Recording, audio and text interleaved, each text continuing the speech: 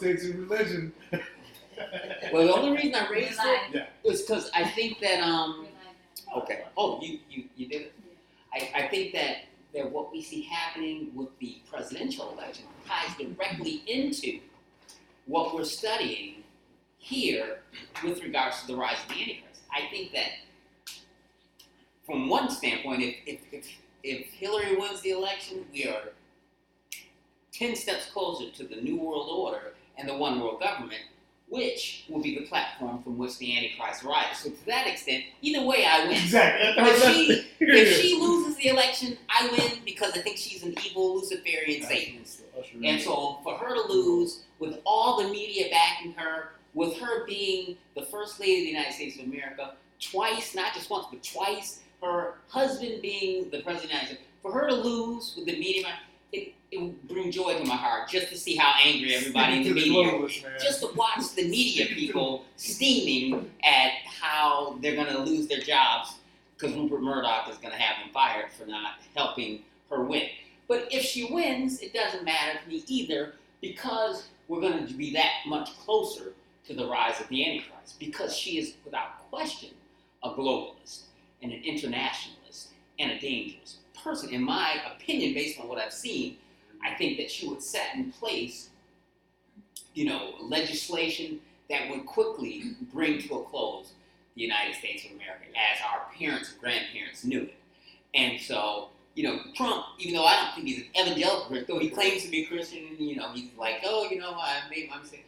I don't look at him as an evangelical Christian in the sense that I am, but at least he has stood up and said, this is an outrage. The email that came out where Hillary and her advisors were criticizing and making fun of evangelical Christians and whatever, at the very least, he is sensitive enough to our needs that if I'm doing street evangelism on South Beach, he's not going to sign some executive order criminalizing my actions, whereas with her in office, almost certainly during her administration, before her second term is up, what we're doing on South Beach will be outlawed. I predict it right now. So either way, we're going to win because the Lord is going to come back. But I think he has to come back quicker if Hillary wins. So to that extent, who knows? Because I certainly think that she is a Luciferian. I don't think there's any question that she's high enough up the pyramidal food chain that she understands what she's doing and she's doing it on purpose.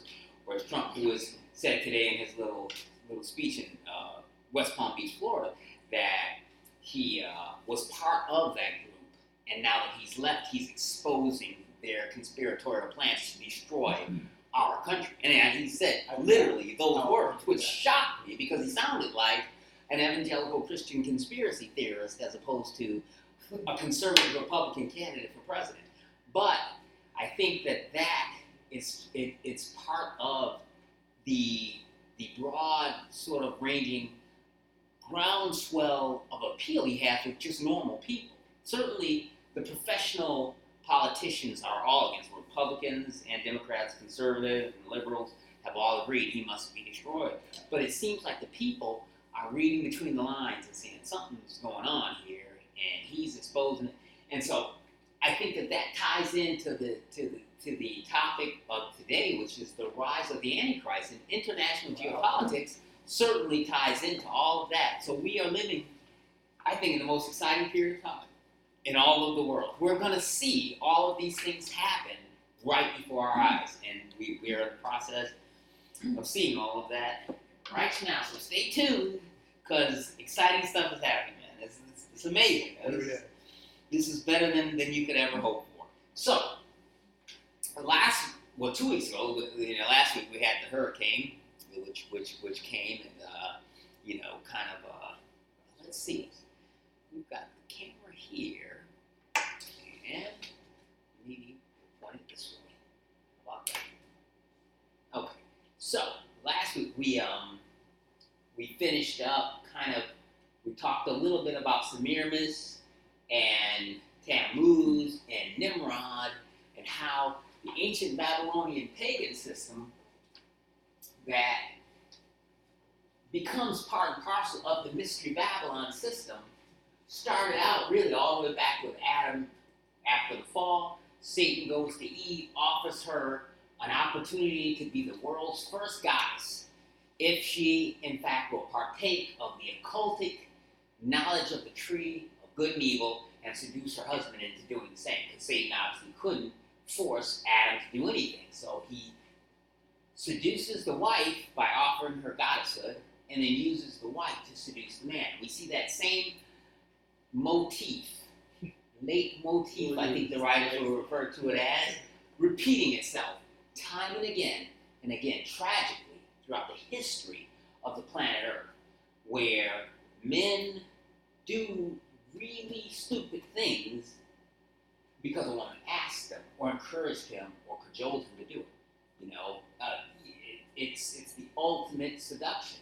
It's the Achilles heel of, I would say, every man, but men have been so bombarded with propaganda promoting the homosexual agenda that not everybody's heterosexual anymore. But certainly back once upon a time in America, men all thought women were attractive, and that was the Achilles heel. You're attraction to the woman. We see it.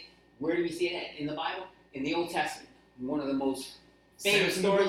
Goodness forbid. There you have it, right there. Samson and Delilah. You've got a judge of the nation Israel who was set aside and anointed for service to the Lord from before his birth. A Nazarite from before his birth who was given superpowers like a superhero by God himself to serve the people and lead the people of God in Israel. And he sees a real hottie from the camp of the Philistines. And he says to his dad, wow, look at that Philistine chick. And he said, but she's a pagan, son. They worship devils and they do human blood sacrifice. A lot of pretty Jewish girls in camp. Why don't you pick one up? Like, no. She's got that look. And he says to his dad, get her for me, father, for she pleaseth me well. And sure enough, they went and hooked their son up with a Philistine chick. And the rest, as they say, is history.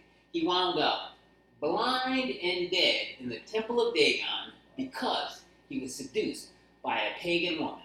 And that pagan woman had to be awful hot looking for him to choose her over every girl. He could have had any girl in the nation, literally. He could have had any girl in the nation Israel during his time as judge in Israel. And he picks the pagan girl because she's cute, the way the wind in her hair, she's got that walk and just that little glint in her eye.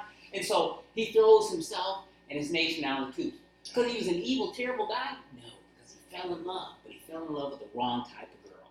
And so, Garden of Eden, we see that happening. Adam choosing Eve over God. And then nation Israel, we see, Samson choosing his pagan mistress wife over God with disastrous results. And we see it happening again and again.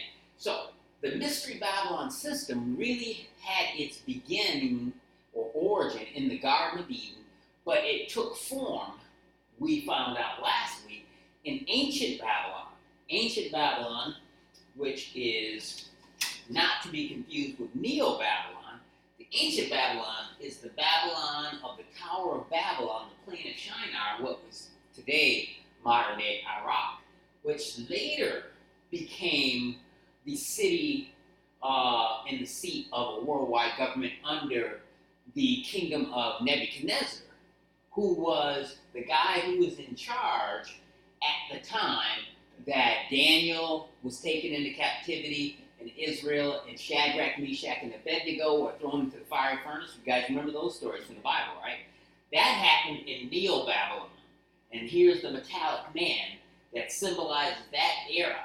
That metallic man is the dream that King Nebuchadnezzar had of the multiple world kingdom, the head of gold, the chest of silver, hips of brass, legs of iron, feet of iron and miry clay, which was a foreshadowing of the kingdom of the Antichrist, and actually suggests, Bible scholars tell us, that Nebuchadnezzar's dream where he saw miry or earthy clay mixed with iron, but they didn't cling to one another, that some people suggest is a reference to the kingdom of the Antichrist being part of the revived Roman Empire, but will have as a feature of it individuals in that kingdom who are not completely human.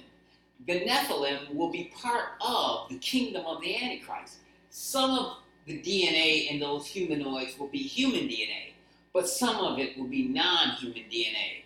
And we get that from the verse there in Daniel that we'll look at a little later. It says, they shall mingle themselves with the seed DNA of men, but they shall not cling to one another. So if they, a personal pronoun making reference to sentient entities, mingle themselves with the DNA of humans, then they themselves must be non-human, right? Yep. And so we find out that the kingdom of the Antichrist is probably going to include hybrid human beings. And so that's something that we need to keep track of. And 2 weeks ago, before the hurricane, Ingrid had pointed out a news article that she stumbled across coming out of, what country was that here? Sweden, was it? Mexico, and I think there was a second one in Sweden, where they perfected the ability of taking the DNA from 3 different donors and splicing it together into one hybrid human, which means that homosexuals can now have their DNA spliced together to create sort of a hybrid humanoid that will have the DNA of both husbands, right? 2 guys get married, both of their DNA, I used to say that 2 gay men can have sex until the mountains dissolve into the sea and they will never be able to produce a child, never be able to produce a wife. And the same is true with 2 women until now.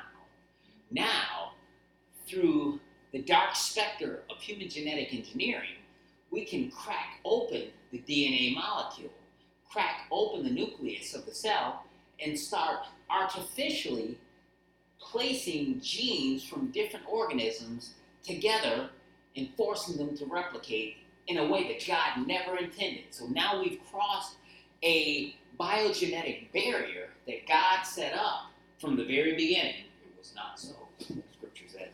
And we find that men, through hidden knowledge, if you will, it is nothing other than the tree of the knowledge of good and evil, occultic knowledge that God tried to withhold from us, to hide from us, which is where we get the word occult, which means just hidden. Occult knowledge means hidden knowledge. God wanted to hide certain things from us the same way you would if you stumbled across a pornography magazine in the hotel room that you and the family were staying at Disney World.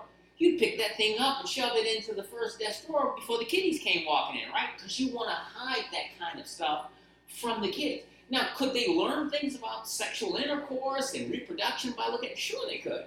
But overall, it would be destructive to their little innocent minds because they were pure and innocent. And that's what God tried to do in the garden with the tree of the knowledge of good and evil. He said, don't partake of that. Well, could I learn something? You could learn some things, but that knowledge will destroy you. And because I'm smarter than you are, which is why I'm the parent, you're the kid, I'm saying don't do it. And so Eve decided to be a rebellious child and listen to the voice of Satan, who said God's a liar. If you take that knowledge, it'll make you a goddess, and you'll be awesome. Now, sign on the dotted line and get your husband to do it, and we'll be good. And so she got her husband to do it, and there you go. That's the fall of human race. So we've got ancient Babylon. Here we are, the Tower of Babel. And then centuries later, we have Neo-Babylon of Nebuchadnezzar, Daniel, Shadrach, Meshach, and Abednego, fiery furnace, the metallic man dream, and all of those prophecies that came from Daniel chapter 2, Daniel chapter 7, Daniel chapter 8, and Daniel chapter 9, that all relate to the rise of the Antichrist. So, okay, that's summarizing the whole Semiramis, Queen of Heaven thing. We started looking at it again. We said it came from the Garden of Eden. Noah and his children got on the ark, and the world was destroyed with a flood. Why was the world destroyed with a flood? Albert, I bet you know. Why did God destroy the world with a flood? Because people were sinners? He destroyed the world because man had perverted it. In what way? Well, man had perverted it in conjunction with fallen angels. There you go. So he needed to cleanse this earth of something which the propensity could have been horrendous, and it did, resulted in giants, abnormal human beings. So God found 8 good people, and those 8 good people were saved. There you go. Dr. And were Albert, transitioned into. even though Albert isn't here every week, I must say, Albert, in terms of retaining knowledge, you pick up a little bit, and you once it's in there, it's like a steel trap. You got it locked in there pretty good. That's exactly why God destroyed the world of flood, to prevent the perversions that Satan had unleashed on the world through human genetic engineering. Angels combining their DNA with the DNA of humans to create hybrid super people, called the Nephilim, called giants. You know, these were the overmen of the ancient flood world.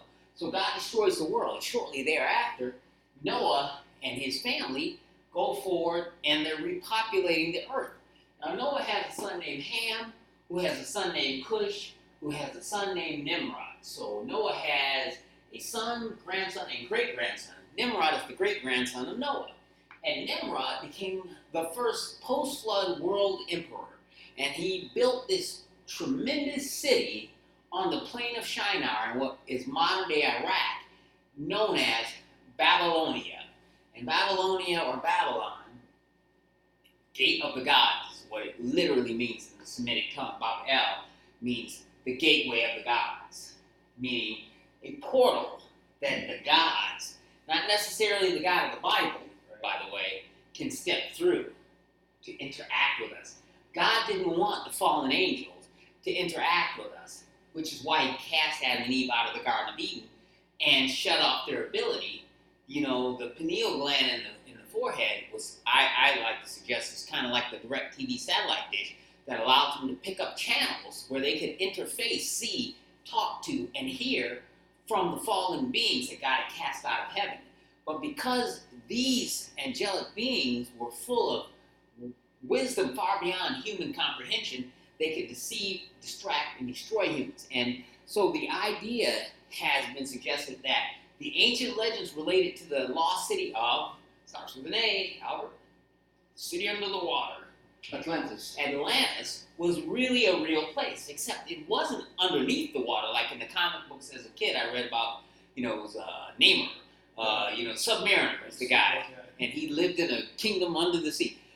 What some have suggested is that this was a kingdom that wasn't initially under the sea, but this kingdom initially was above the sea. And this kingdom above the sea was the headquarters of the Illuminati and the headquarters of the Nephilim, and that this headquarter was a city that taught and promoted the idea of occultic knowledge, like human genetic engineering, the occultic arts, how to open gate, portals and,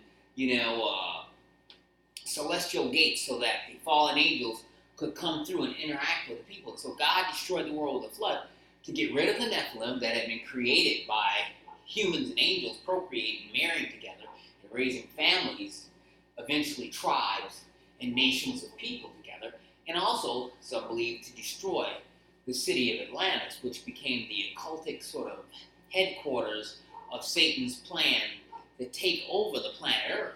The New World Order had its horrible beginnings, I believe, in the ancient city of Atlantis, which eventually became the city beneath the sea, because God sent the flood to destroy it and everything in it. And that's how it wound up beneath the sea. Okay, and so we find out that after the flood, great-grandson of Noah, Nimrod, he gets inspired by Satan, and we find out that in Genesis chapter 10, he learns some of the dark arts that God tried to keep from the people. And we find out, if you look at Genesis chapter 10, it seems to me that he is talking about, again, human genetic engineering. Somehow, through occultic and sexual rituals, Nimrod was able to modify, or to defile is the word that's used in the Hebrew, his own chromosomes, his own genes, his own DNA. He was able to transmute them from being normal Adamic genes into a Superman, or a Gibborim, which means a mighty one, which is the same word used to describe the Nephilim, who Albert pointed out were giant supermen. So Nimrod was able to make himself basically a demigod through occultic, sexual, and genetic rituals. He was then able to build the Tower of Babel, which we find out wasn't just a tall building, because he thought he was going to build, by putting enough floors on it, it'll go all the way up into the kingdom of heaven, and then he can beat up God and take over heaven. That's what somebody suggested. No. What that was a stargate built far above the surface of the planet Earth for the purpose of creating sort of a helipad, if you will, for the fallen angels who have been cast down out of the third heaven. The Bible makes reference to three different heavens: the first, second, and third. The first heaven is where the birds fly, airplanes fly, kites fly, and clouds float. The second heaven is where the sun, moon, and the stars are. The celestial heavens, where NASA and spacecraft and stars and shooting stars and planets and all of that. Third heaven is where the Father's house is. The third heaven is where the kingdom of heaven presently resides now, physically. And so Satan and the fallen angels were cast out of the third heaven into the first and second heavens. What Nimrod was attempting to do was build sort of an airport or a helipad, if you will, that would allow the angels that had been cast down out of the third heaven and who were now sort of wandering around, sort of disembodiedly in the first and second heaven, a place to land so that they can interact with man, which is their desire. Because what they were planning to do was to use the planet Earth, which was created for God, as sort of a physical set piece for the kingdom of heaven in a material sense. Whereas the kingdom of heaven is a spiritual place, God wanted to manifest himself a headquarters in the material particulate universe that he had created at the beginning of Genesis. And so Satan decided, I'm going to be the kingdom of the particulate universe that has the earth, the sun, the moon, and the stars, the same way God is the king over the heavenly celestial kingdom, the third heaven. Satan wanted to be the king over the physical universe. And so there's been this competition ever since for control over the planet Earth, which is the centerpiece of the physical universe. And so don't get that wrong. I'm not promoting the idea of geocentrism. I'm not saying planet Earth is the physical center of the universe. I'm saying it's the most important portion of the universe because God put his throne there. So we see Nimrod, trying to create the Tower of Babel to build a place where angels and humans can interact and they can rebuild the lost city of Atlantis and recreate a race of super beings that will be part human, God-men. And God, just like he did with the flood of Noah, he comes down and he confounds the languages this time because he had promised, remember, Noah, he put the rainbow in the sky as a promise that what? He would never do what again? He would never destroy the world again with a flood. And Noah was like, how do I know? He said, well, I'm going to put a rainbow in the sky. Because apparently the flood, we just had that hurricane. We saw pictures from Haiti, and we saw pictures from St. Augustine and Jackson. St. Augustine, yeah, Jackson. They got hammered, right? But the flood of Noah was 100-fold worse than anything we saw on television. So Noah was still kind of shaken up about it. He was like, Lord, we know you're not going to get ticked, and, you got kind of mad there, and everybody died. He says, I'm going to put a rainbow in the sky as a reminder of the covenant between me and thee, that I will never again destroy the world with a flood, for it will be by fire the next time. And that's where we get that famous book. Who wrote that? Richard Wright or Fire the Next Time, Albert? Who wrote that book? Somebody Google that. Fire the Next Time. It was one of our, when I was a lit minor in college, I had to read that. I remember it was a very powerful, moving book. A lot of the great literature, American literature, is based upon, passages from the Bible. The Grapes of Wrath, Steinbeck, that's from the book of Revelation. Not many people know that, but it is. That's where he got the title. But anyway, so God promised that he was going to destroy the world using fire the next time. We will see that happening in Revelation chapter 21, which is a little bit farther off in the future. So Nimrod now becomes a demonically, genetically modified Superman. and he tries to build the one world government that will be ruled over by himself. But he himself was indwelt by none other than the prince of the power of the air, the God of this world, who is not Jesus, and also isn't Nimrod, but rather Satan. And so God came down and confounded the languages at the Tower of Babel. And that's where we get the word, the English word Babel, B-A-B-B-L-E, is sort of a, what would be the literary term for that, Steve? It's not a literal transliteration. I want to say onomatopoeia, but not really, because it's not quite. Maybe not. It's the way you would say it is now. It's kind of taken colloquially as a term. Babel literally means gate of the gods, but Babel also means confused or confounded language. What is he babbling about? In other words, because the original name of the city, Babel, meant the gate of the gods, where the gods came down, the fallen angels, and interacted with the people, because they came through a stargate, a portal, sort of like CERN, they're doing over there in Switzerland. God confounded the languages so that the fallen angels couldn't interact with the people at Babel anymore. So the literal Semitic meaning of the word Babel means gate of the gods, but it came to become known as, is it a synonym, I guess it would be? It came to mean, a secondary meaning of the word Babel meant confusion. Like when I'm talking, like, I don't know what you're talking about, dude. What are you babbling about? You're not saying, what are you gate of the godding about? Right. No, you're saying, I can't understand your language. So Babel had a secondary meaning other than the literal Semitic meaning, gate of the gods. It became known as, or synonym for babbling or incomprehensible language. And so because the guys who were on the construction committee, imagine trying to build CERN, 5 miles beneath the, surface of the earth in Switzerland, and that, goes between Switzerland and France, and nobody being able to understand what anybody else is saying. Well, I got the blueprints right here. And I'm like, but it's in Cyrillic, and I only read English, so I can't understand that. And plus, I can't tell what you're telling me because I don't understand your language either. So God confounded the languages to stop the Tower of Babel from being built so that Satan couldn't interact with human beings face to face like he did with Eve in the Garden of Eden. Again, to protect us. So sometimes the parents will hide stuff from the kids to protect them for their own good. And God did that for a second time in the destruction of the Tower of Babel and the confounding of the languages, which forced people to do what he had commanded Adam and Eve to do, to be fruitful and, replenish the earth, meaning fill the earth with human beings. But Nimrod had convinced the people to come all together and live in one city under one person's control. And so how many people would Satan have had to have turned or corrupted? And, Phil was talking about, corrupt African dictators. But there are a lot of different countries in Africa. There isn't one guy who runs the whole of the African continent. There was Idi Amin, and then there was some other people, whatever. Nimrod was the one guy running the whole show. Everybody in the civilized society all lived together in one city. And so all Satan had to do was turn one guy into the universal dictator, and he controls the whole world. So God changed the languages, which forced people to do what? To socialize by breaking off into language groups.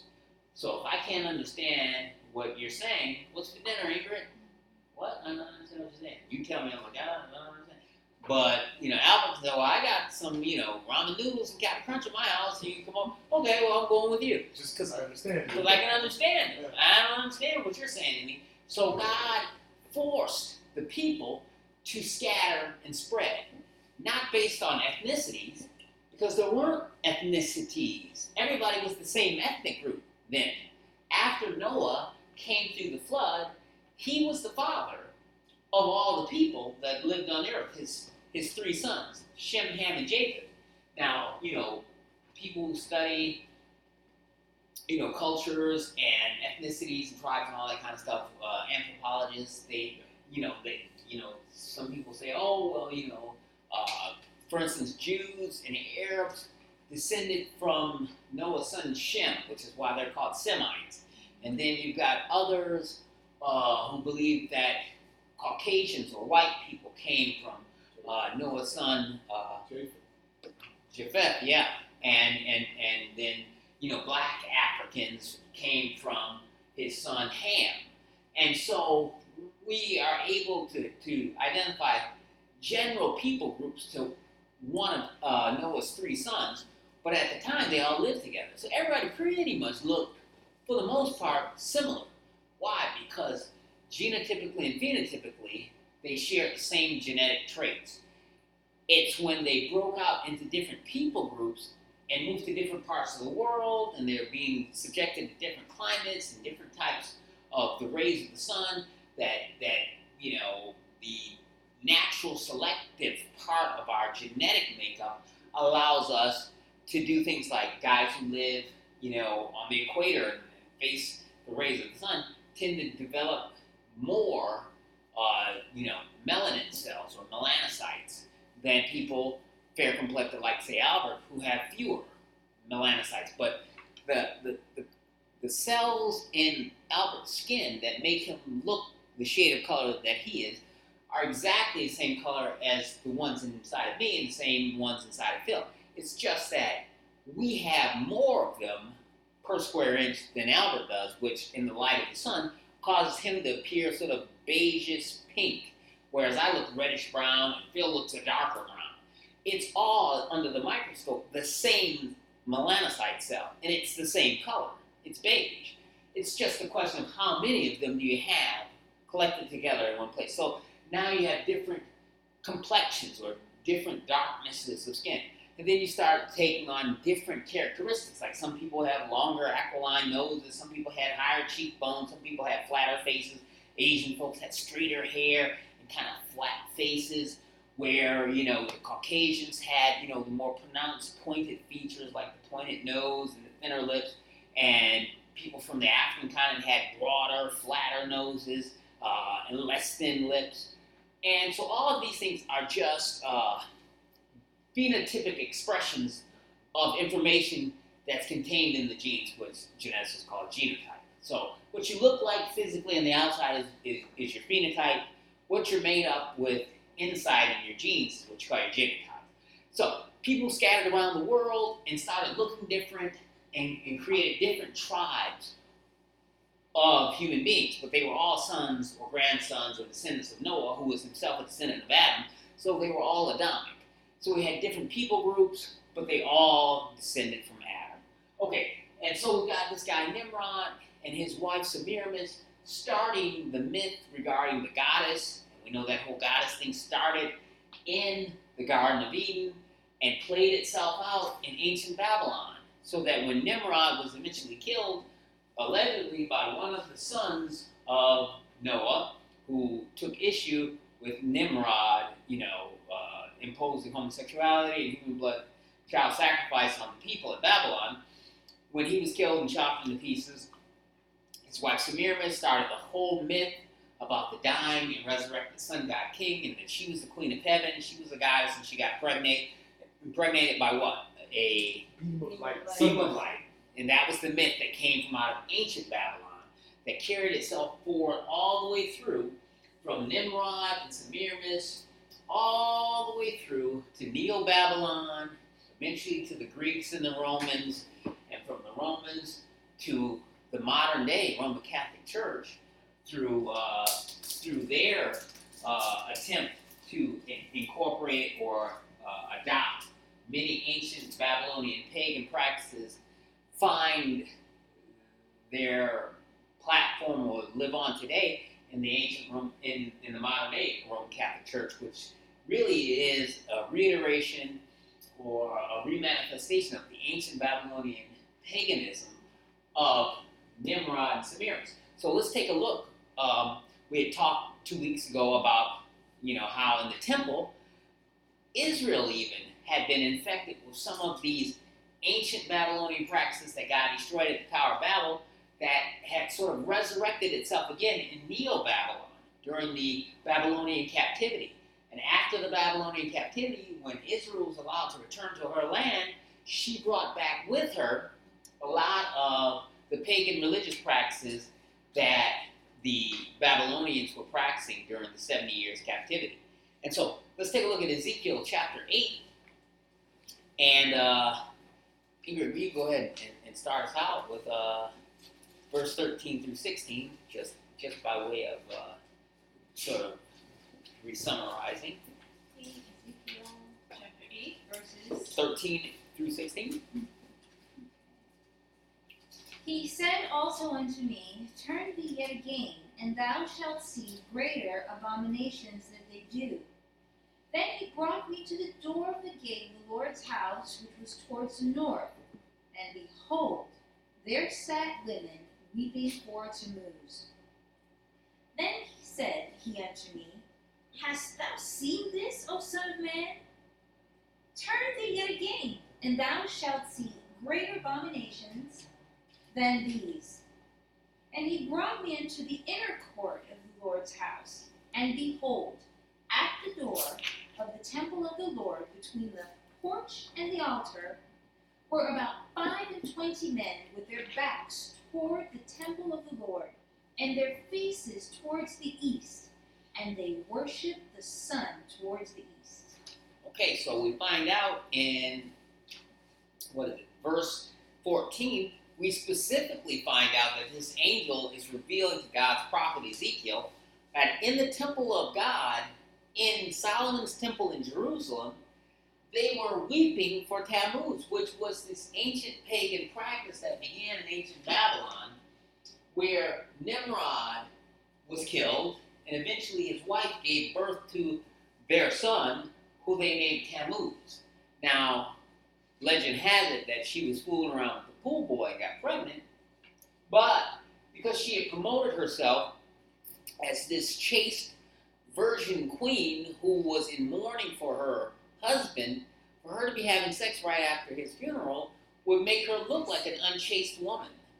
And as a result of that, she had to come up with a new story to explain her unwanted pregnancy. And so she claimed that a beam of sunlight came down from the sky, entered her cervix, and impregnated her, and that the sunlight came from her resurrected husband, Nimrod, who was resurrected as the sun god, and that he literally impregnated her. And when she gave birth to this son, it was in fact her husband, Nimrod, being resurrected or born again in the form of their son, Tammuz, who was both the husband and the son at the same time. So she married Tammuz, eventually, her own son, because she said, well, this is really my dead and resurrected, reincarnated husband, reincarnated as my son. So you got incest going on in Babylon, homosexuality, pedophilia, and human blood sacrifice, all tied in together in this wicked place. And that practice that she instituted, that everybody had to mourn for a period of time and bake certain baked goods to commemorate the death of her husband Nimrod and his resurrection in the form of Tammuz, who himself, legend has it, at the age of 11 or 12, looked at the throne of Babylon and said, hey, is this where my dad used to sit? And, yeah, Dad, he was the man that he was. And you said I'm my dad resurrected, right? Because we're like married and we're having sex even though I'm your 11-year-old son. So that means that I get to sit on the throne. And so once she realized that he was old enough to have his eyes set on the throne of Babylon, it is suggested that she arranged for his demise on a hunting trip where a wild boar killed him on purpose by accident. And so, first my husband Nimrod, and now my poor son Tammuz, which is, poor Nimrod can't, by a break, he gets resurrected and he gets killed again, this time by a wild boar during a hunting accident. And so she, to show her piety, imposed a period of mourning each year. For certain months out of the year, you had to weep and cry for her son Tammuz. Everybody in the, they wear black clothes and walk around in sackcloth and ashes and bake these special cakes, supposedly for Nimrod, who is now back in the sun again, and who will one day come back. And again, that ties into the whole mythos of the Antichrist. And that's what Freemasonry really is all about. When you taught these certain phrases that are used and people involved in the Freemasonic system that talks about Tubal Cain or talks about the widow's son. What widow are they talking about? They're not talking about the widow of Nain that Jesus saw, walking across, the desert, and remember he stopped the funeral bier and saw the woman crying, and it was her only son. She didn't have a husband, and he laid his hands on the deceased body of the son of the widow of Nain, and the kid popped up out of the funeral bier and went home with his mother. Remember that story? Well, that's not who this widow is. The widow that they're talking about is really the Semiramis archetype from ancient Babylon, who has lost both her husband and lost her son. And so, in Freemasonry, they say, is there no mercy or sympathy for the widow's son? What are they talking about? They're talking about Tammuz. Tammuz is the reincarnated form of Nimrod. The widow's son is a synonym, a metaphor for the Antichrist himself. And so Freemasonic ritual really is tied into the ancient Babylonian paganism, but is also tied into the rise of the Antichrist. So if you understand the symbology and the metaphorical language of Freemasonry, you understand that when they make reference to the widow's son, they're talking about the rise of the Antichrist, who will be Nimrod and Tammuz reincarnated again. Tammuz was the reincarnated form of his father Nimrod, who also became known as Osiris and became known by many other names. But then he dies, and he's supposed to come back yet again. Only this time they'll come back in a perfected body that can't die anymore. And that will be the Antichrist of 1 John and the Antichrist of the book of Revelation. So Jeremiah, who was a contemporary of Ezekiel, a prophet of the Old Testament, he had some things to say about this whole Nimrod, Semiramis, pagan religion out of ancient Babylon that had, again, infected Israel. And so God reveals to Jeremiah some terrible things, and he has Jeremiah write about it as well. So Jeremiah chapter 7, Steve, verses 17 and 18. And let's see what else the prophets had to say about how this ancient Babylonian paganism had crept in and infected ancient Israel. See thou not what they do in the cities of Judah and in the streets of Jerusalem. The children gather wood, and the fathers kindle the fire, and the women knead their dough to make cakes to the Queen of Heaven, and to pour out drink offerings unto other gods, that they may provoke me to anger. So what were they doing, Steve? They were doing drink offerings? Making cakes to the Queen of Heaven.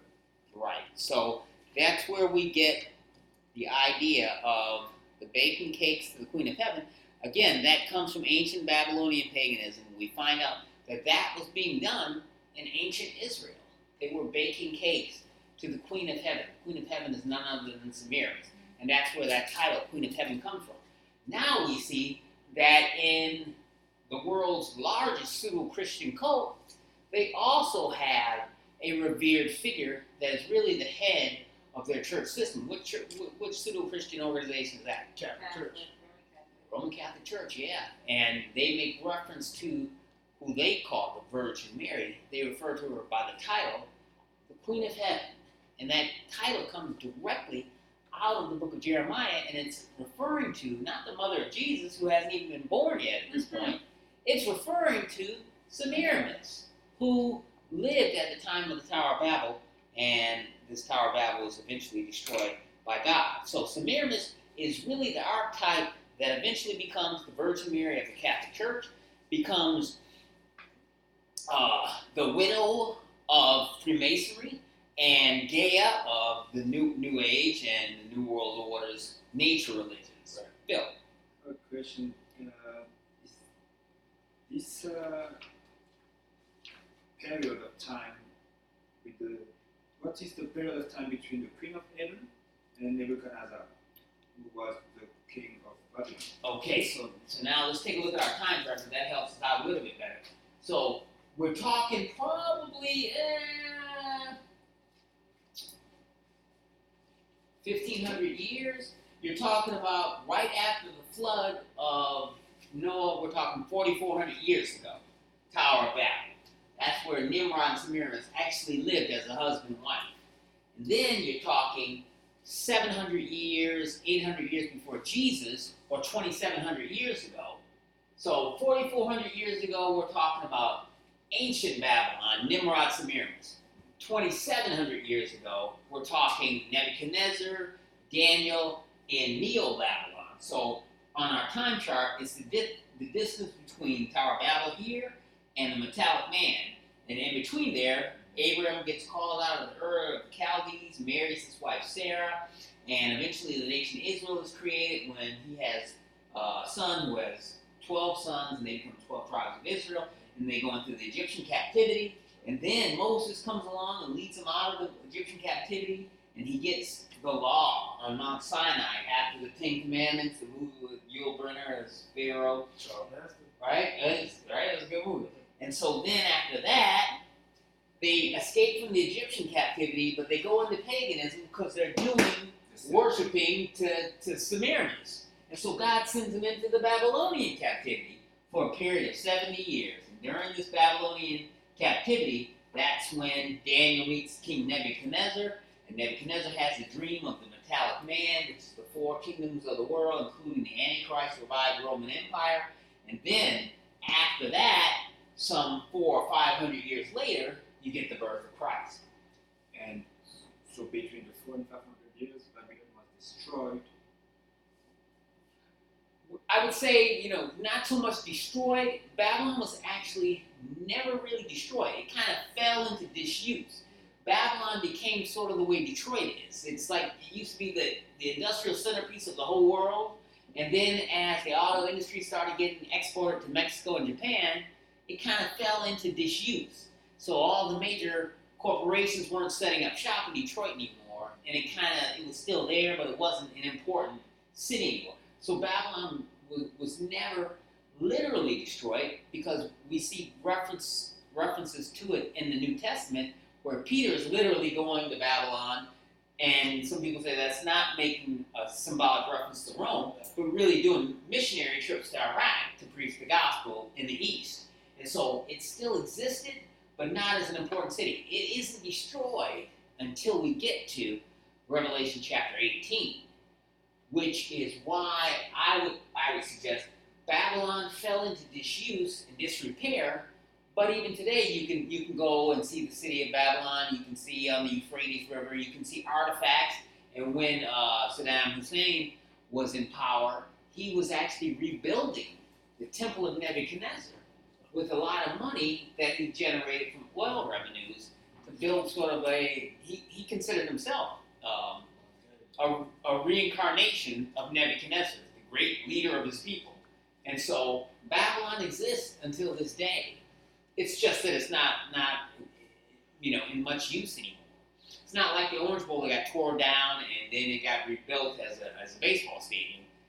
Iraq is still there, and Babylon is still in Iraq, and there's still ancient artifacts from the time of Nebuchadnezzar that are in a museum in the Middle East. And in fact, during the Gulf War, a lot of those artifacts were stolen and spirited off to different places, sold on the black market, and some of them are still there, and some were defaced by some of the Islamic invaders who were angry at the idea of there being a God other than Allah, so he was destroying sort of the pagan artifacts that made reference to the gods Nimrod and Semiramis. So, how ironic is that? So, the city of Babylon is still actually extant. It's still in existence in the Middle East, in the nation of Iraq.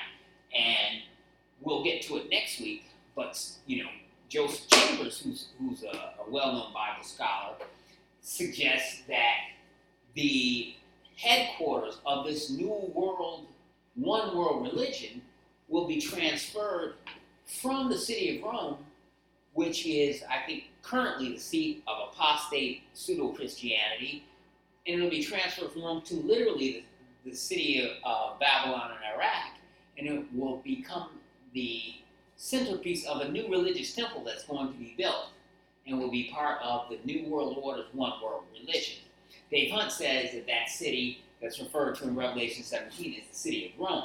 Chuck Missler says that both Dave Hunt and Chambers are right, that Rome right now is the religious city of the Mystery Babylon system, which is sort of manifested in the form of the Roman Catholic Church, but that it will have a geographical change of venue to the ancient city of Babylon at some point after this new religious temple is built. And that's the position I subscribe to. Rome is the city built on seven hills. So Revelation 17 is referring to the literal city of Rome being the headquarters for Mystery Babylon, the false pseudo-Christian religious system.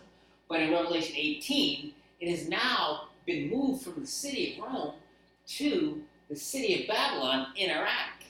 And there, for the first time ever, Babylon is actually literally destroyed when God brings judgment down upon it. And we're going to find out the Antichrist is used of God to destroy the Mystery Babylon religious system. And why does he do that? We'll give you a preview of coming events. Why does the Antichrist do that? Albert, can you hit that one out of the park? Why is the Antichrist going to be used of God in the destruction of the Mystery Babylon false religious system that is a form of Christianity? Any guess? I don't even get the question. Okay. Steve, you want to... Say the question again. Well, we find out that in Revelation 18, God uses the Antichrist to destroy Mystery Babylon. Why?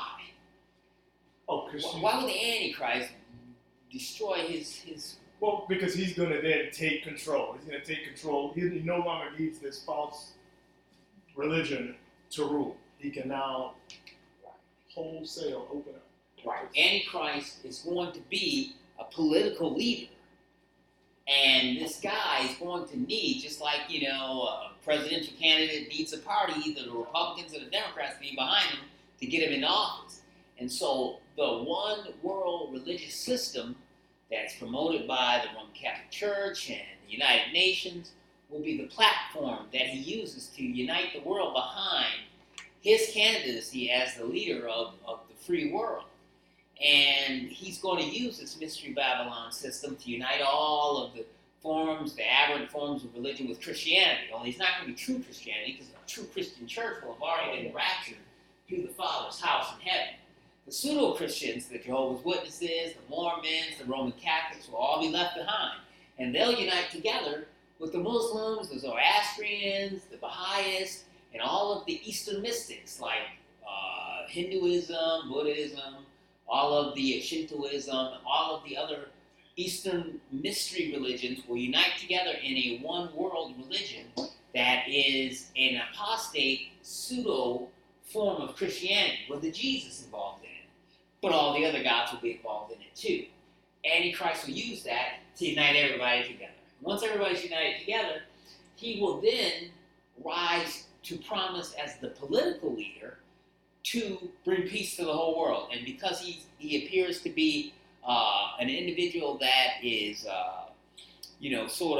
signed off on by the one world religious leader that the Bible refers to as the false prophet, who is considered one of the two beasts of Revelation, once the false prophet, who many people believe to be the Pope, signs off on this guy as God's man to unite the world together in peace and prosperity and economic, recovery, everybody's going to sign on, take the mark of the beast. And once they do that, he's going to find out he doesn't really need religion anymore. And at that point, one of, or maybe three of, the world at that time will be broken off into 10 regions, sort of 10 geopolitical regions. 3 of those guys apparently are going to get together and say, hey, you know what? We're not going to let this guy run. Let's take over and we're going to run it ourselves. We'll split the world amongst ourselves. And these 3 will rebel against the Antichrist, but the Antichrist will be supernaturally empowered by Satan to destroy them. And he will destroy the leaders of those 3 geopolitical regions of the earth. And after they're put down, he will unite all 10 regions together under his nefarious rule. But while he is being opposed, he will apparently become assassinated in the same way Anwar Sadat or JFK, many political leaders have been assassinated, except he's going to come back from the dead. The Bible says he goes down to the bottomless pit after he's assassinated, which suggests to me that the Antichrist isn't just a bad guy, political leader, but that he's also a Nephilim. He's a part human hybrid, because after he's killed, his spirit goes down into Hades, and it's there, the Bible says, that he is fully indwelt by Satan himself, and then he's resurrected. And when he's resurrected, Satan himself now has an avatar, a physical body that he can dwell in. He comes back out of the bottomless pit with Satan living inside of him. And now, Satan's running the show.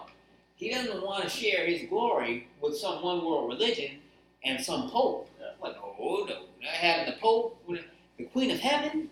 Oh, no, all of that's over with. The whole feminist lesbian movement that he used so brilliantly to destroy Christianity and marginalize Christianity is no longer of any value. And so all the feminists and all the lesbians will be shown the door, and he will destroy the Semiramis goddess-based mystery Babylonian goddess worship system. Feminism will be no more. It will be the worship of Satan himself in the form of the Antichrist alone as the only religious show in town. And at that point, he'll have the remainder of the 70th week of Daniel, which will give him about another, 42 months, give or take. And then at the end of that 42 months, he will have a face-to-face encounter with Jesus himself, who will return to do battle with him physically on the earth. So, okay. So That's your answer, Steve. how about that? In a roundabout way.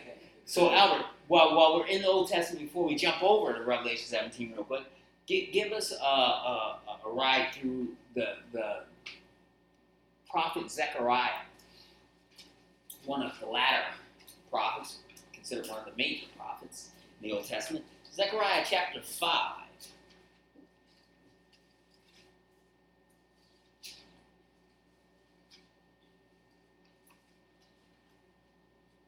And then when you get there, read from me verse 3, and then skip over and read 7 through 11.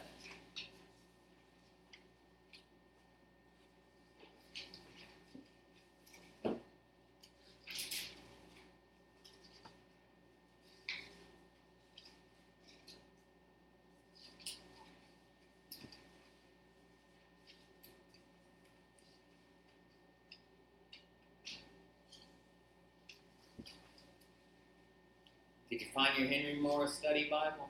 Yes. Zechariah is the second to last Yes. book. That's yes. I'll hear no more of it. 13? Read for me Zechariah chapter 5, verse 3, and then read 7 through 11.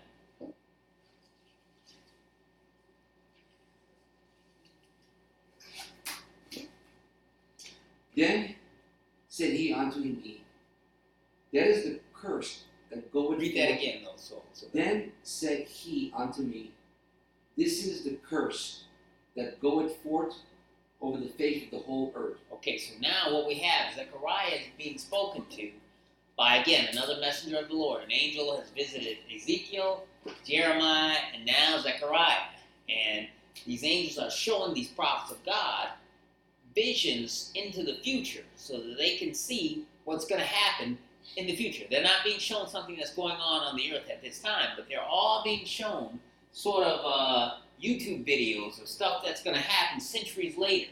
And they're being told, write this down in the book and warn the people about this. And so the angel has just told Zechariah, this is the curse that goeth forth over the whole face of the earth. And now Albert's going to read to us verses 7 through 11. Very important symbology here, and we're going to break this down because this is key. This is deep I subtextual. didn't finish 3. Oh, I'm sorry. Finish 3 for us. For every one that stealeth shall be cut off. No, 3. 5, 3.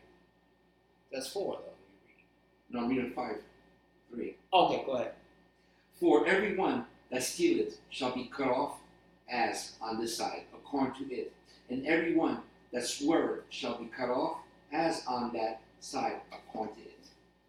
And behold, there was lifted up a talent of lead, and this is a woman that sitteth in the midst of the ephod. And he Ephod, said- though, hold on. Let me stop you right there. I'm going to use my editorial privilege here. Verse 7, he just said that there's a woman sitting in the midst of an ephod. Now, this is part of the vision that is being shown to Zechariah now. An ephod is a big wicker basket, usually used to hold large amounts of grain, sort of a storage thing. So, an ephod and a wicker basket, one and the same thing. So, he sees a woman in a big giant wicker basket, verse 8. And he said, "This is wickedness." Okay, so now we know the woman sitting in the basket, this whole thing, just so you know, this is wickedness, folks. So what I'm about to tell you isn't a good thing. What I'm about to describe to you is a bad thing, because it's wickedness. Albert? This wickedness, and he cast it into the midst of the ephod, and he cast a weight of lead upon the mouth thereof. Okay, so now this wickedness is this woman sitting in the wicker basket. And it says he cast the woman into the middle of the wicker basket, and then he cast a weight of lead upon the mouth of the lid there. In other words, he put her in the wicker basket, put the top on the basket, and then put a big chunk of metal on it so she couldn't get out.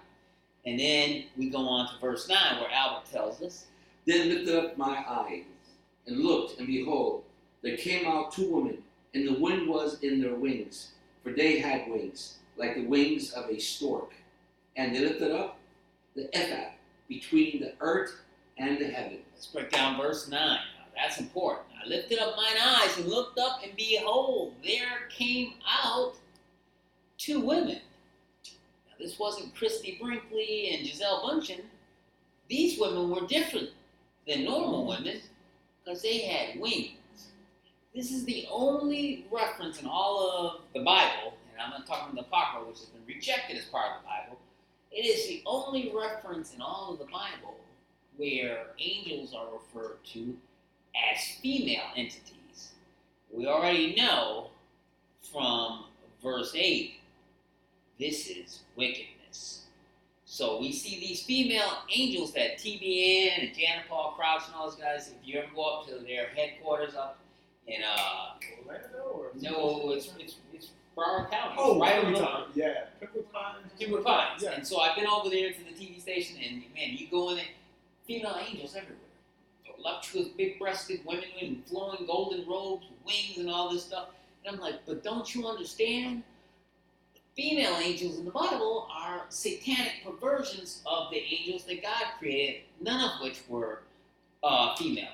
And that there are two of them, it's been suggested by some, and that the fact that there are two wicked women are sort of symbolic of the last days move of Satan to pervert religion and the human race with the twin evils of feminism and lesbianism tied in together with the goddess worship system, which is religified into a sort of pseudo church or worship system, female-based goddess worship system supported by the twin pillars of lesbianism and feminism.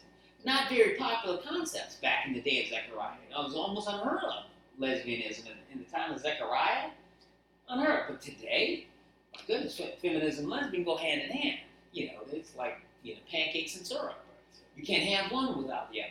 And so we see also that these women had the wings of a what? Stork.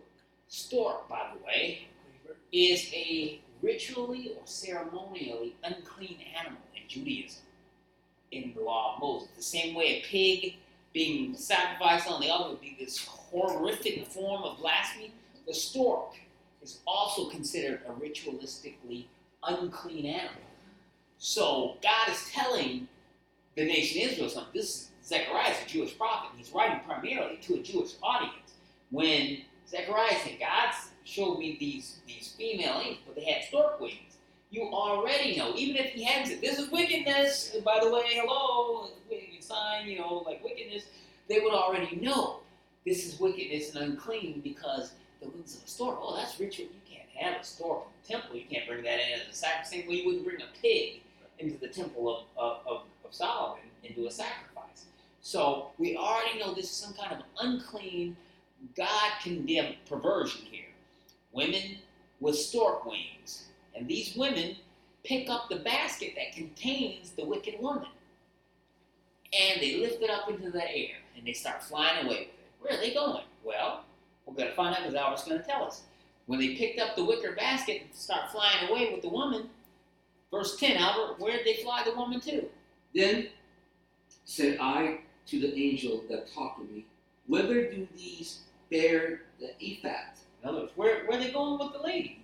And in verse 11, we get the answer. And he said unto me, to build it in the house in the land of Shinar, which is going to probably come back, and it shall be established and set there upon her own base. In other words, a reformation of Babel, in modern day. So yeah, and specifically, what does he say? To build it.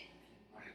Not her. That's not a human in the basket. Right. That is sort of a humanoid-looking female.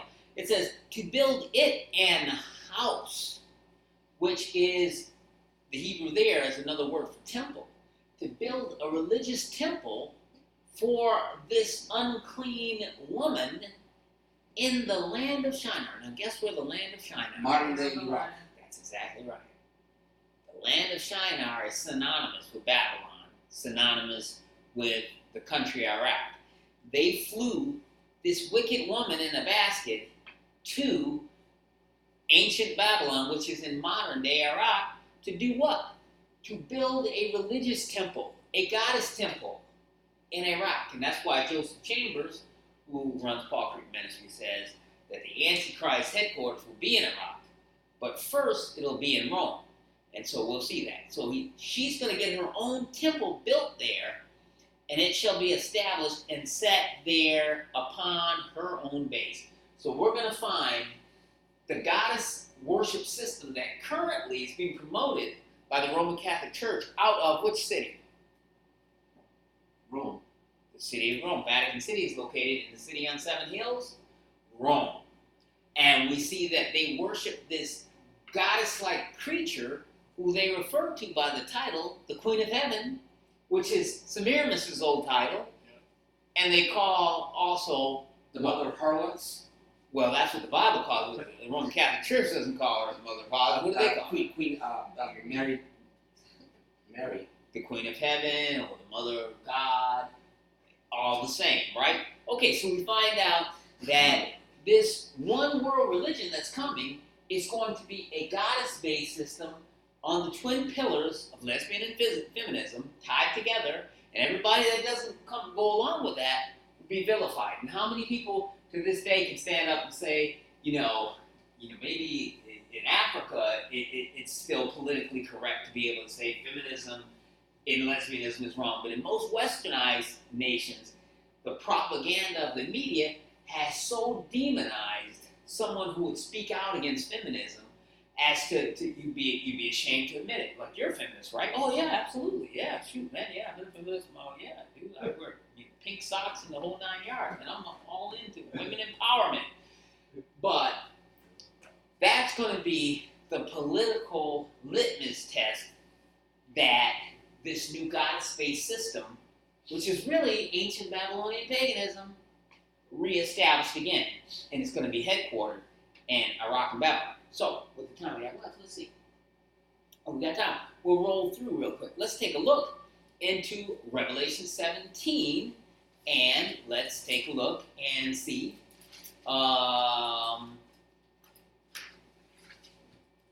Let's go ahead and Phil, if you will. Let's flip. We're going to the New Testament now. Now we're fast forwarding 500 years later. The prophet Zechariah is now being replaced by the last prophet of the Bible, and that is none other than John, who was the disciple that walked with Jesus for many years and wrote the Gospel of John, wrote the first, second, and third epistles of John. He's the guy that writes the last book in the Bible, the book of Revelation, where Jesus himself reveals visions of the last days. So in Revelation chapter 17, verses, 3 through 6. So he carried me away in the spirit into the wilderness, and I saw a woman sit upon a scarlet-colored beast, full of names of blasphemy, having 7 heads and 10 horns. And the woman was arrayed in purple and scarlet color, and decked with gold and precious stones and pearls, having a golden cup in her hand full of abominations and filthiness of her fornication. And upon her forehead was a name written, Mystery Babylon the Great, the mother of harlots and abomination of the earth. Okay, so here we have 500 years later, Prophet Zechariah has seen a vision of this woman in an ephod who has a temple built for her in the land of Iraq, the plain of Shinar. 500 years later, John is exiled on the island of Patmos, and he's being shown a vision by an angel of the Lord of something that won't occur yet for another 2,000 years in the future. And he sees this very same woman who was in the basket. Now she's not in the basket anymore. She's gotten out of the basket. She's gone to the Bal Harbor shops. She's got herself a cool outfit. She's sitting on a scarlet-colored beast who is filled with the names of blasphemy. And this woman is wearing purple and scarlet. And Dave Hunt points out that purple and scarlet are the colors of the Roman Catholic Church. The bishops wear the purple, and the cardinals wear scarlet. He's saying this is making reference to the Roman Catholic Church, which shows you that this Mystery Babylon system, this female goddess worship system, starts out in Rome because she's wearing purple and scarlet, and she's decked out with gold and precious stones. And any of you have been into any Roman cathedral or Roman Catholic cathedral, like the one in Washington, D.C. at Catholic University of America, man, it's the most opulent place I've ever been in, including the Egyptian Museum in Cairo that has the sarcophagi of the pharaohs made of solid gold. But inside the cathedral of I forgot what name they give it, but at the Catholic University of America, I mean, you got statues made of solid gold, velvet, gold, and silver everywhere. I've never seen anything like it. And so she has outfitted herself in the costume of the Catholic bishops and cardinals. But she's sitting on a scarlet-colored beast who has 7 heads and 10 horns. And we know that those 7 heads and 10 horns represent a political system. That political system is the Antichrist one world governmental system upon which the one world religious system will ride. They will work together in the beginning. And this woman, arrayed in scarlet and in purple, has a golden cup in her hand filled with abominations and filthiness of her fornication. And that word fornication is not talking about her literally having sexual intercourse with a person. It's talking about the state governmental system fornicating or having improper relations with a religious system that supposedly is Christian. And so you find fornication because, and harlotry, making reference to prostitution, because this woman is claiming to be a representative of the biblical God in Christianity, who is now in bed with the governments of the world. And in this case, the governments of the world have been united together in the one world government system. And just in case we're unclear as to, you give me money. Connecting all the dots. Ah, okay. And so we find out that this governmental system is none other than the ancient Babylonian system, because we get the title right there, Mystery Babylon the Great, the mother of harlots and abominations of the earth.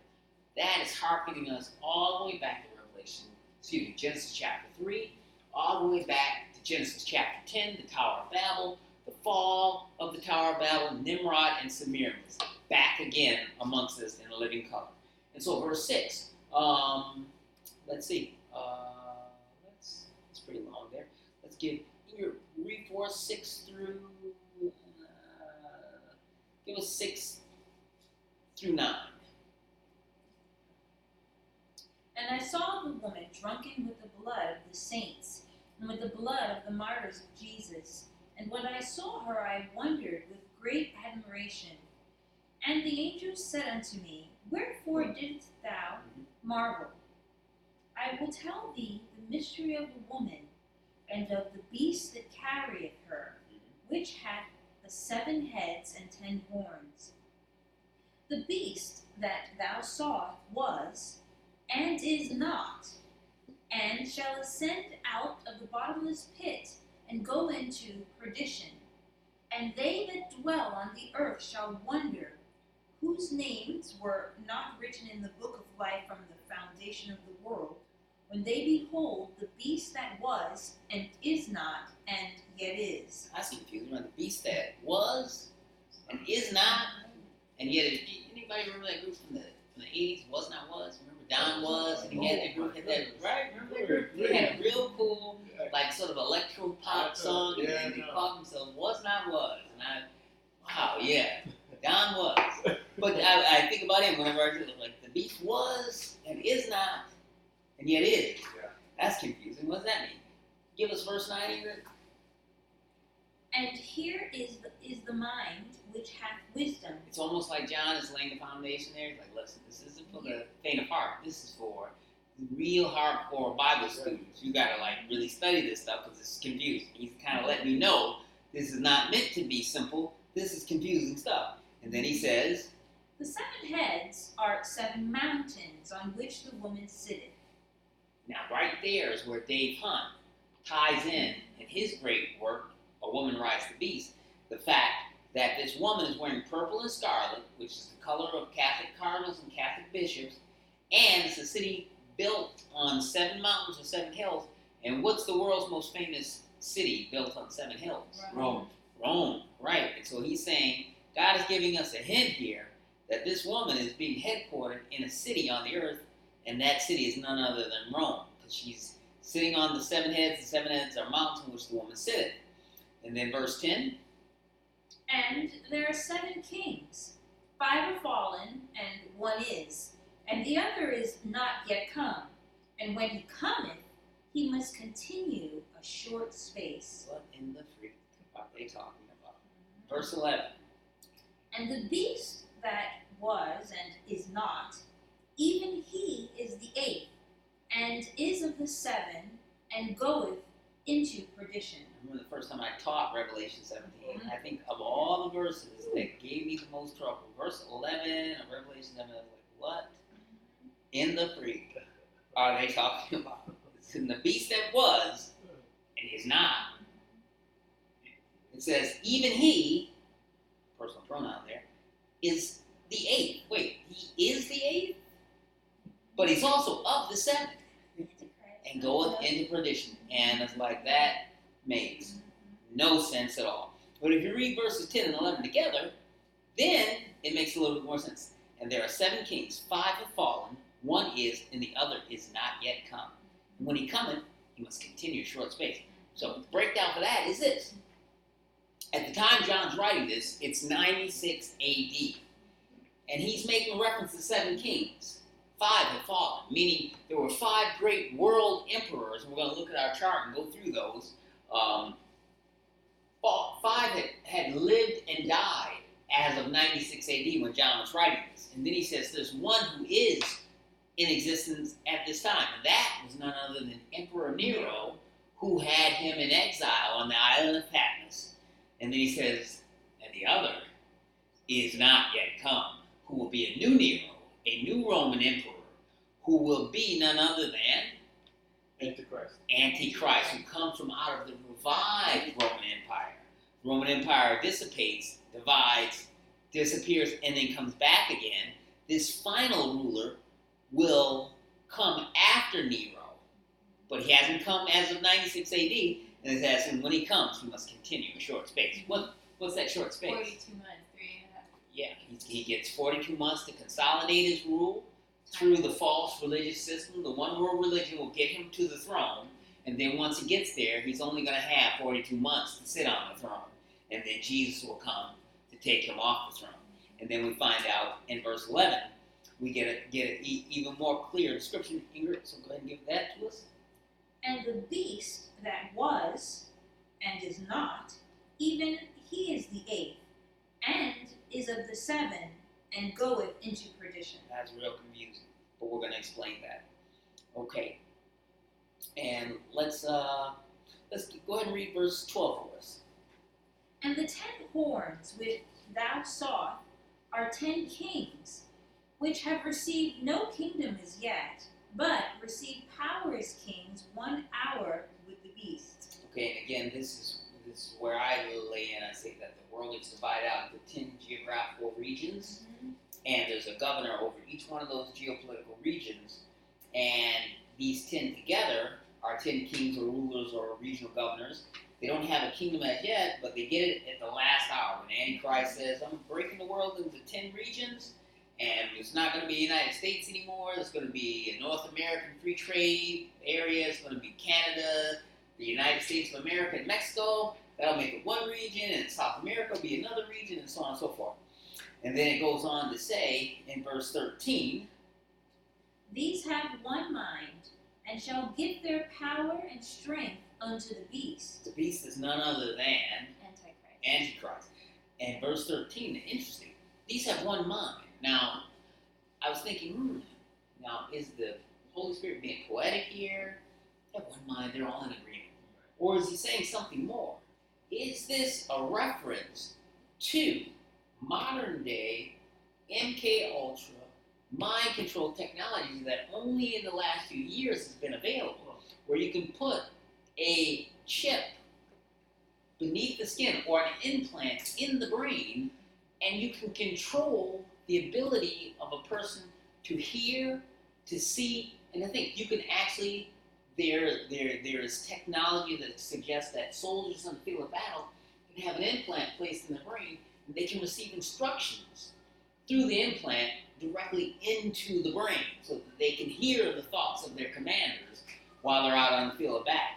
And again, if you've done any research in the area of MK Ultra or mind control, how these people are subjected to different mind control programming techniques so that they would have what's referred to as the hive mind. Kind of Google that phrase, you'll see that it's a technique that was sort of initiated by the Nazis and sort of perfected during the Cold War, where you want everybody to be in agreement. And so you subject these people to these mind control programming techniques so that they can be part of the hive mind. The idea being that one day we'll be able to put a field force of soldiers out on the field of battle. You could have hundreds of people all thinking the same thoughts at the same time. Anybody ever see that movie, I, Robot, with Will Smith and Bridget Moynihan? I just saw it again the other day. Very well done. Remember the scene where, once they hit the little program, all of the androids act in unison. When the chest started glowing red, they stopped whatever they were doing, they turned and they marched towards the building because Will Smith and Bridget Moynihan were up there trying to get to the controlling computer that controlled all the robots. So, and what was the name of the woman? It was a female, interestingly enough, it was a female sort of robot that controlled all of the male droids. And she was giving the commands. Yeah. What was her name? I forgot the name, but You remember the... I didn't see it. But it was, don't you understand my logic? My logic is undeniable. And all the little male androids like, yes, but it's a little harsh. And so one of them rebelled. But anyway, when they were trying to destroy the headquarters that sort of was the headquarters for this female sort of robot entity, she could control all the other thousands of androids who were robots, and they thought with one mind. And when she gave an order, they would drop whatever they were doing, and they climbed up the building, and they were all like acting in unison, like a bunch of ants living in an anthill. Or if you go to a beehive and you see that there's a queen bee, again, there's that sort of female symbolism. The queen bee runs the whole hive. But somehow, scientists tell me, she's able to communicate, sort of metaphysically, she can communicate cerebrally with the other male worker drones. The male bees receive communications almost like through Wi-Fi, so that they know what the orders are. And they know when the queen is in trouble and when to come back to the hive and protect her. And they know when to go out and find pollen to come back and make honey, So she can control the entire hive of bees through mental telepathy. And that's basically what this whole hive mind military programming paradigm has been working at for the last couple of decades.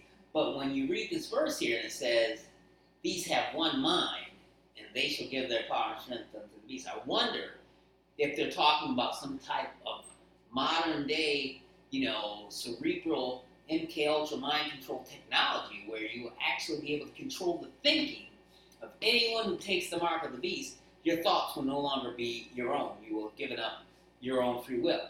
So let's stop right there. Now let's take a look at our chart here. The Revelation chapter 17 chart. We talked about, and you read to us, that there were 8 kings or kingdoms. And, it says Antichrist he is the 8th, and he is of the 7, and then he goes into perdition.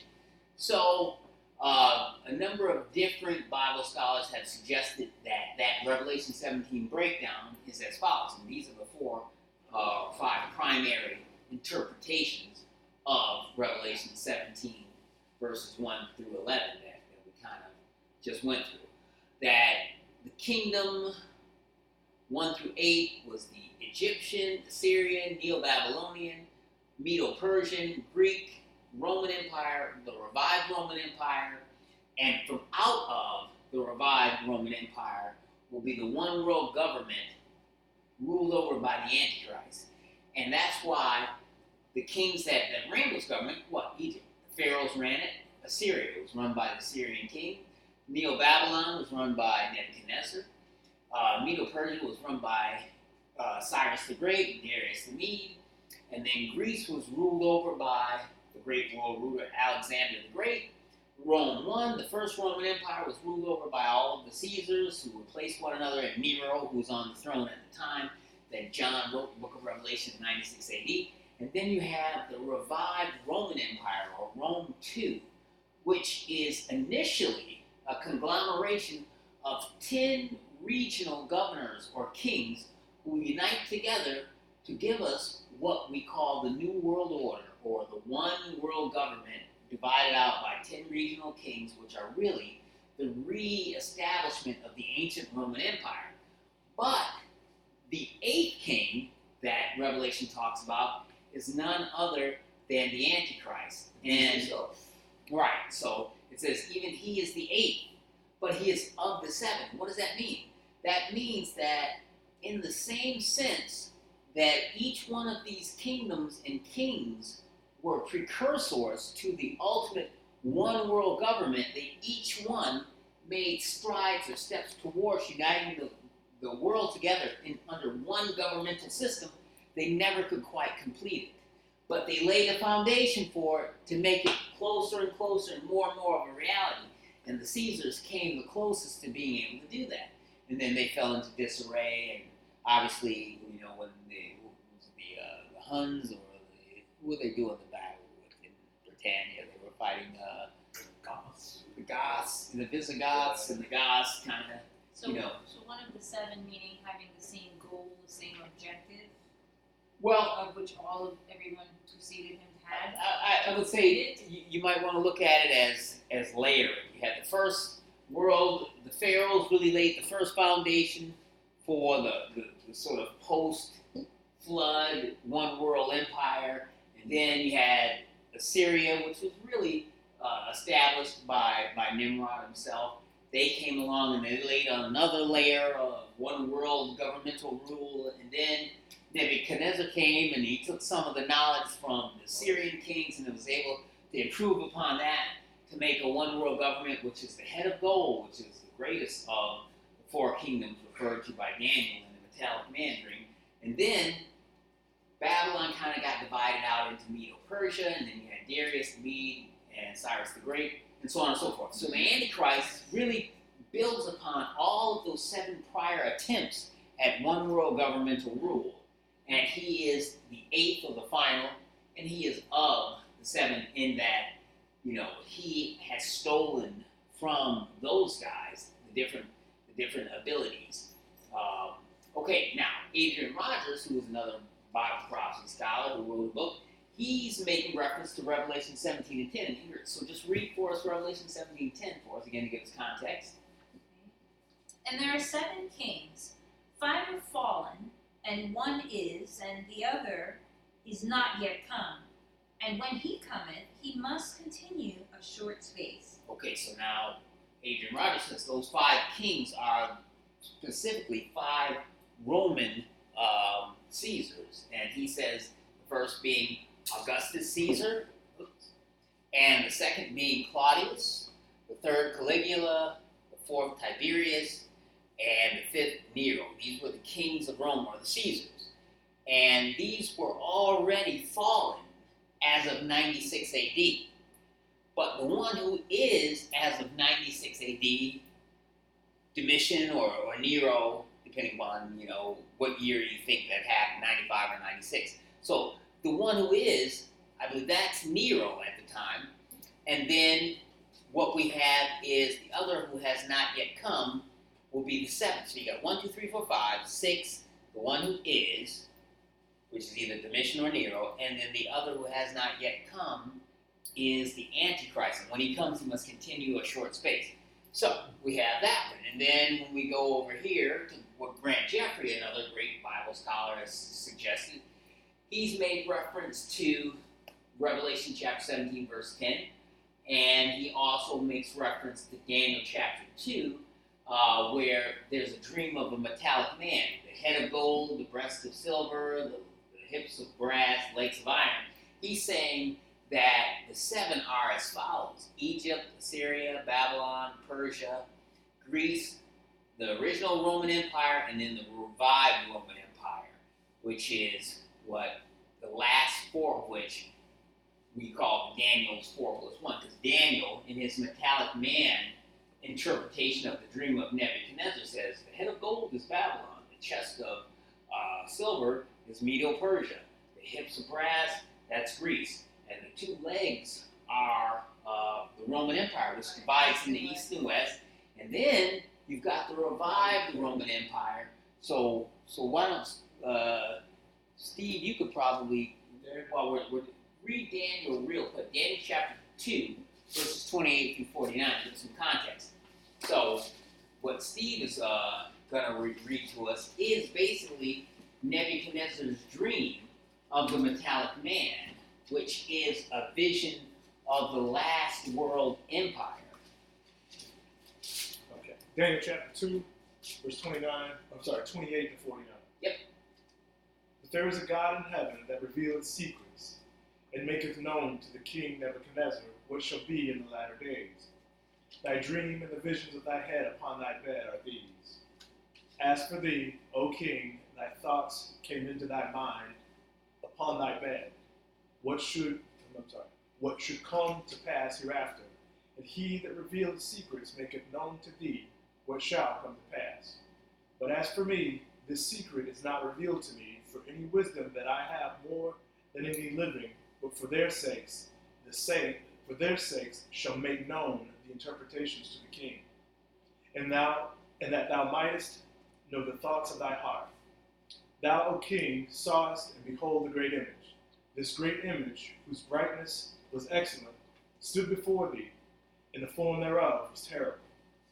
This image's head was of fine gold, his breast and his arms of silver, his belly and his thighs of brass, his legs of iron, his feet part of iron, part of clay. And there you have, that's the key phrase. His feet were part iron and part clay. And the clay, in the Hebrew, earthy or miry clay, earthy means like humans, but the iron is something that's non-human. And now the next transitional verse is very important here. What's it say? Thou sawest till that a stone was cut out without hands, which smote the image upon his feet that were of iron and clay, and brake them into pieces. Then was the iron, the clay, the brass, the silver, and the gold broken to pieces together, and became like the chaff of the summer threshing floor. And the wind carried them away, that no place was found for them. And the stone that smote the image became a great mountain, and filled the whole earth. This is the dream. We will tell the interpretation thereof before the king. Thou, O king, art a king of kings, for the God of heaven hath given thee a kingdom, power, and strength, and glory. And wheresoever the children of men dwell, the beasts of the field, and the fowls of the heaven, hath he given into thine hand, and hath made thee ruler over them all. Thou art his head of gold. And after thee shall arise another kingdom inferior to thee, and another third kingdom of brass, which shall bear rule over all the earth.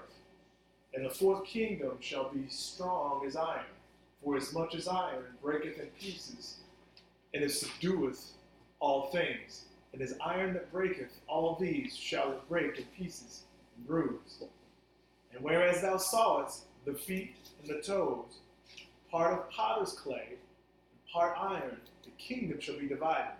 But there shall be in it of the strength of iron, for as much as thou sawest the iron mixed with miry clay. I think this is a verse here. And as the toes of the feet were part of iron, the part of clay, so the kingdom shall be partly strong and partly broken. And whereas thou sawest iron mixed with miry clay, they shall mingle themselves with the seed of men, but they shall not cleave one to another, even as iron is not mixed with clay. And in the days of these kings shall the God of heaven set up a kingdom which shall never be destroyed, and the kingdom shall not be left to other people, but it shall break in pieces and consume all the kingdoms, and it shall stand forever. All right, so we can stop right there. Verse 43 says, as you saw iron mixed with miry or earthy clay, they will mingle themselves with the seed of men, but they will not adhere or cling to one another, just as iron and clay don't mix.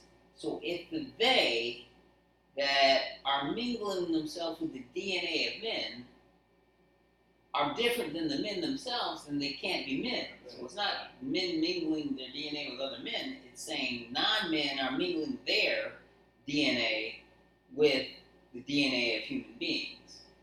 And so that's suggesting that this Antichrist kingdom is going to be made up of hybrid personalities that are not fully human.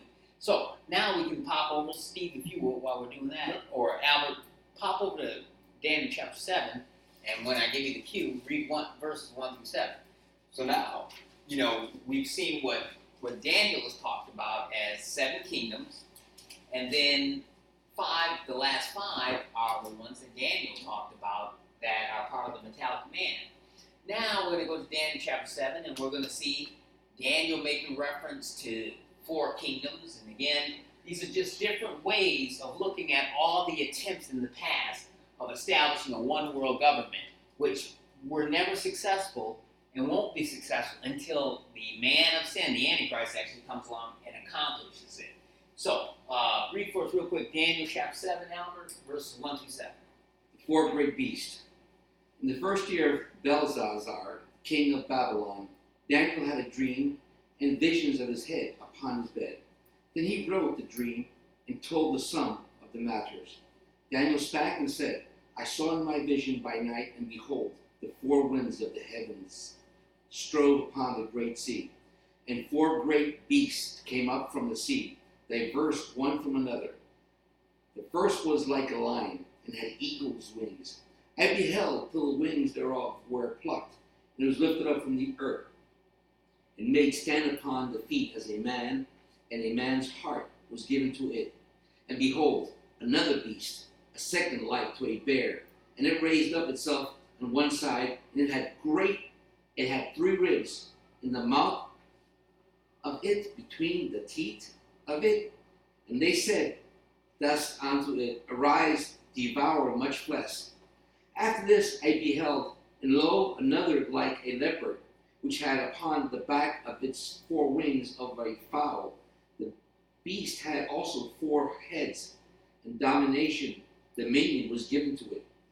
After this I saw in the night visions, and behold, a 4th beast, dreadful, and terrible, and strong exceedingly, and it had great iron teeth.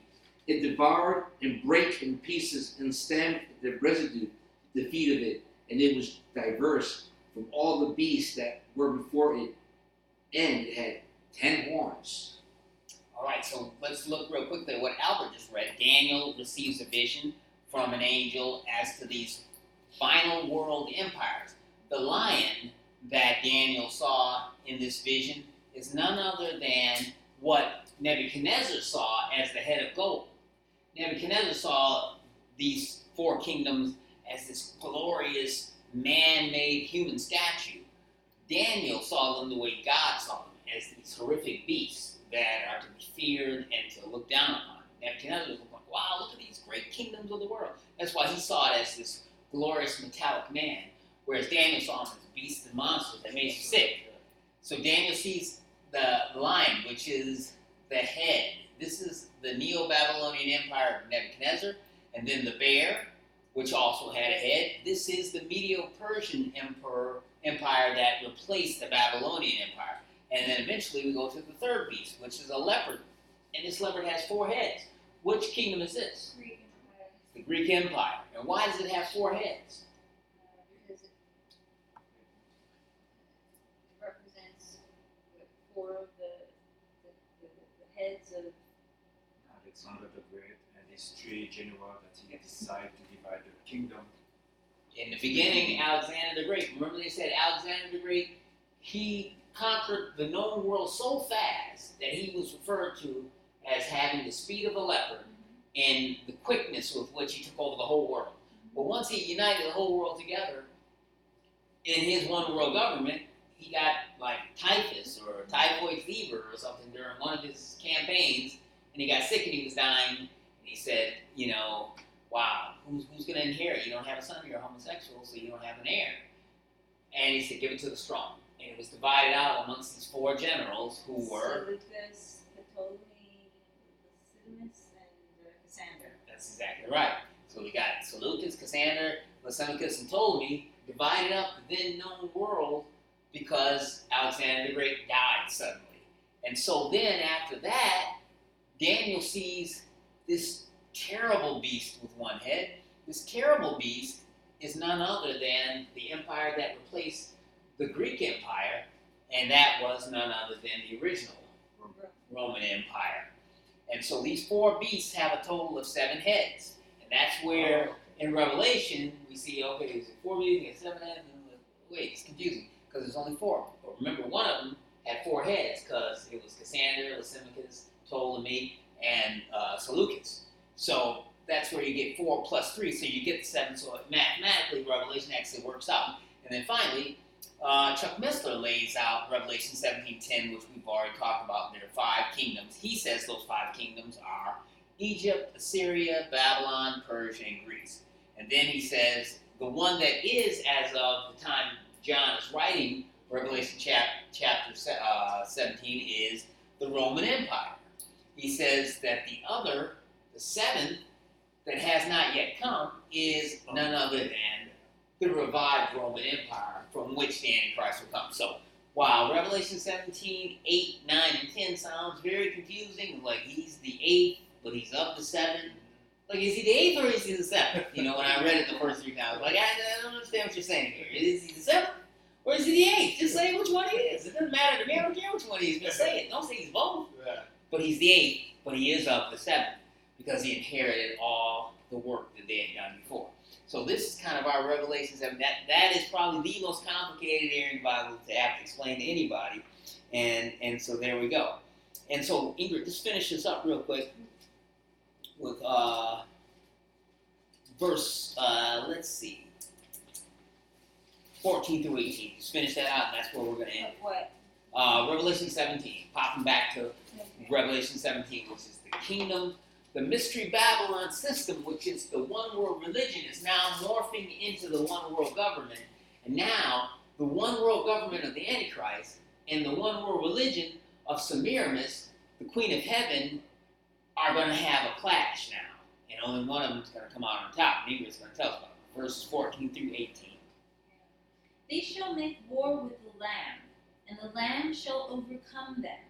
For he is Lord of lords and King of kings, and they that are with him are called and chosen and faithful. And he saith unto me, the waters which thou sawest, where the whore sitteth, are the peoples and multitudes and nations and tongues. And the 10 horns which thou sawest upon the beast, these shall hate the whore, and shall make her desolate and naked, and shall eat her flesh and burn her with fire. And again, 10 horns. In the Bible, horns are also symbolic of authority or kings. So horns, think about a crown. So these 10 kings or 10 regional governors are going to hate the whore. At first, she's riding on top of them. But then this beast that has these 10 regional governors, all of a sudden, in their heart, they hate her, and they make her desolate. They strip her of her clothes. Remember, she's wearing these scarlet and purple robes, and they strip her naked. And then they start to eat her flesh and burn her with fire. What's going on? Verse 17 tells us what's going on. Verse 17. For God hath put in their hearts to fulfill his will, and to agree, and give their kingdom unto the beast, until the word of God shall be fulfilled. So verse 17 tells us God puts it in the heart of these 10 regional governors ruled over by the Antichrist to decide we don't need you anymore. Now the Antichrist come back from the dead, he's filled with it. We don't need the false Christian religious system to keep the people united as one. We have God in human flesh. The God-man Antichrist has come back from the dead.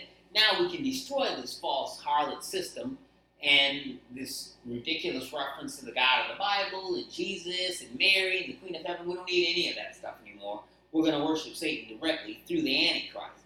And so God puts it in their heart to destroy the Mystery Babylon, goddess-based, false pseudo-Christian religious system that has been in control in one form or another since the Tower of Babel.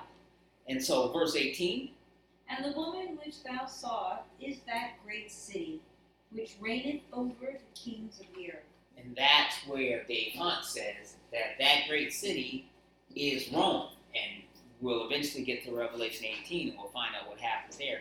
But we're not going to get there until next week. So that great city, Rome, is, according to Dave Hunt, is going to be judged by God. But Babylon is also the headquarters of the same Mystery Babylon system. So I think it starts out in Rome, it moves over to Iraq, where a new super temple is built, a new Vatican is built.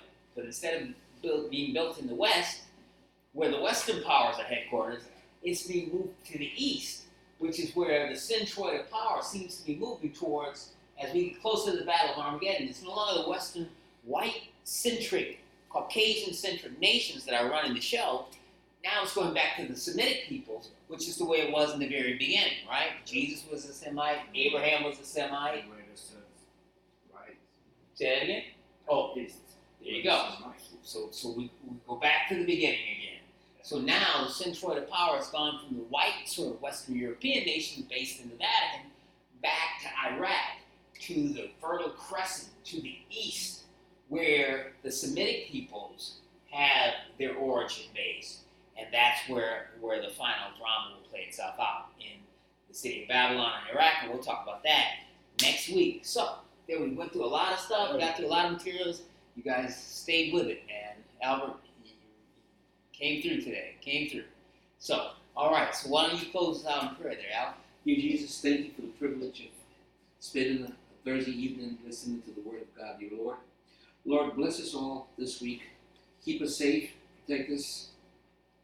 Bring us back next week, safe and sound, dear Lord. Your word will live on forever. You're the Alpha and the Omega, the beginning and the end. And let your word be thy will.